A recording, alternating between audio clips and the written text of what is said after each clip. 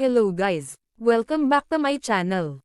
For today's video ituturo ko naman sa inyo itong isang teknik na natutunan ko kung paano tayo makakapag-export ng sobrang daming data o millions of rows from MS SQL to Excel sa sobrang bilis na paraan.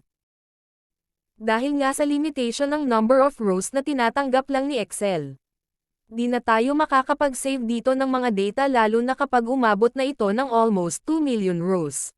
Kaya watch mo itong video na ito. Make sure na tapusin mo hanggang dulo dahil isi-share ko sa'yo kung paano ko na-save ang 4 million rows sa Excel sa mabilis lang na paraan. Bago tayo magsimula, kung bago ka lang dito sa aking channel, welcome to DevTips. Naga-upload ako dito ng mga tutorials about computer programming, photo and video editing, at any IT-related stuff. Don't forget to like, share, subscribe, and hit the notification bell para lagi kang updated sa mga videos na i-upload ko. Halika't magsimula na tayo. Para sa tutorial na ito, gumawa ako ng example database, named ABC Store.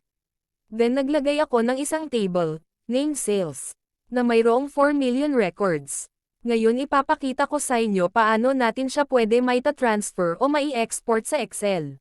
Try natin i-copy ang lahat ng records. Click mo lang itong nasa upper left sa may corner para ma-select mo lahat ng records. Right-click mo lang, then click mo yung copy with headers.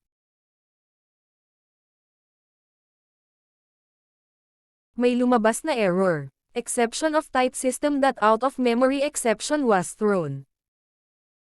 Try natin i-search ang error.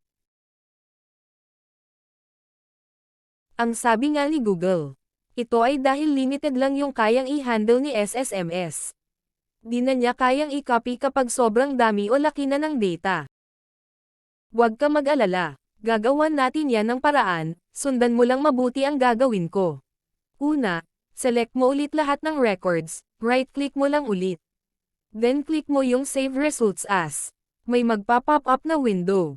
Sa pamamagitan nito, pwede na natin i-save yung 4 million of records diretso na sa CSV file.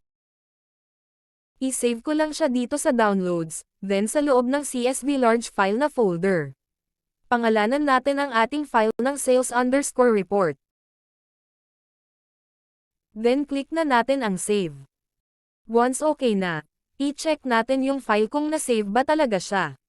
Puntahan lang natin ulit yung folder. Ayan, okay na. Meron na tayong exported CSV file na may 4 million of records. But wait, i-try natin kung mau-open ba siya. Let's open it. Double-click lang natin yung file. Oops, may nag-pop up ba warning message? Ang gusto lang naman nitong sabihin, hindi niya kayang i-load o i-display lahat ng data, which is 4 million dahil nga sa limited lang ang rows na kaya nito i-display.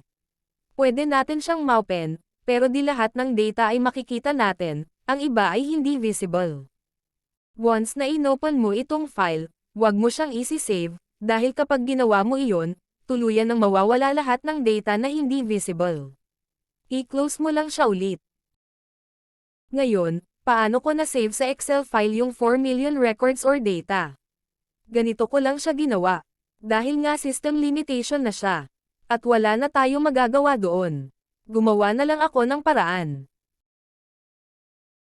Gumawa ako ng isang system using VB.NET, kung saan hati-hatiin niya yung data or records ng isang CSV file.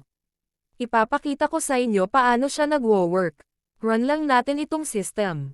Una, click lang natin itong Load CSV File na button. Then hanapin lang natin yung exported CSV file natin na may 4 million of records.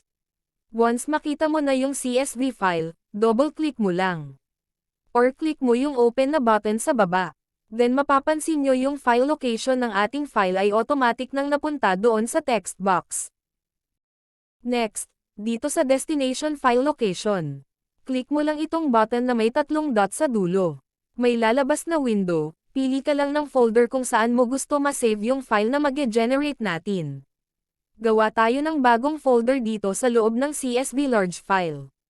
Lagay natin Split Records.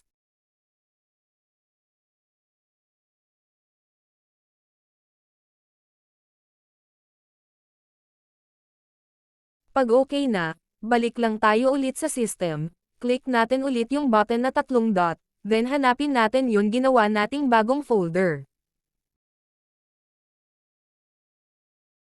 Next, maglagay tayo ng output file name.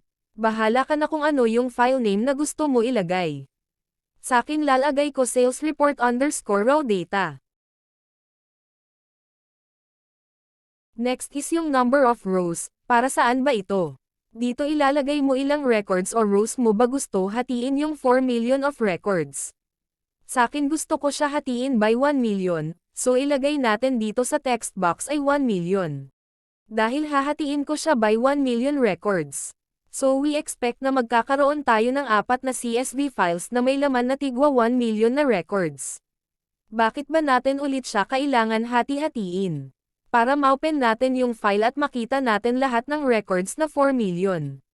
Dahil up to 1.4 million lang yung records na kaya i-display ni Excel per sheet.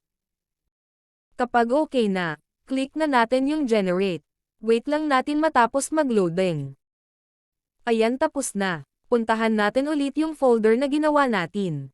Dapat may makikita tayo dito na 4 na file, at yung file name niya is yung output file name na nilagay natin kanina dun sa system. Try natin i-open itong unang file.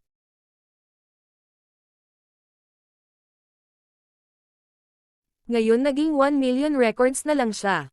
Sa pamamagitan ng system, automatic na niya hinati-hati yung records into 1 million sa 4 na magkakaibang file. Kung gusto mo siya ilipat, o gawing isang file lang, pwede naman. Ganito lang gawin mo. Open ka lang ng bagong Excel file. Maglagay ka ng 4 na sheets. Sheet 1, 2, 3 and 4. Then balik tayo dun sa unang file na na-generate natin, copy mo lang lahat ng records then paste po dun sa sheet 1.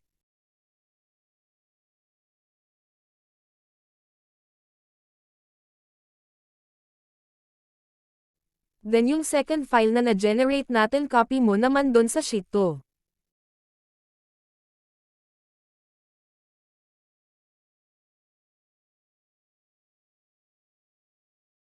Same lang ang gawin mo sa pangatlo at pang-4 na generated file.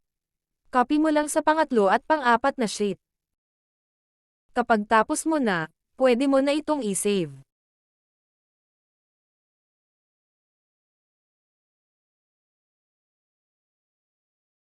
At ayun na nga, na-save na natin sa isang Excel file lang ang 4 million of records sa magkakahiwalay na sheets sa mabilis lang na paraan. Guys, isi-share ko sa inyo itong system na ginawa ko para magawa nyo din ito ng walang kahirap-hirap. Don't worry, it's 100% free. Ilalagay ko yung link sa baba sa description kung saan nyo ma-download itong executable file. Guys, kung meron kayong question, suggestion or request, comment lang kayo dyan sa baba, itatry ko sagutin lahat ng katanungan nyo sa abot ng aking makakaya. Pero bago yan, kung di ka pa nakasubscribe, click mo na yung subscribe button at hit mo na rin yung notification bell para lagi kang updated sa mga videos na ina-upload ko. Thank you. See you on my next videos.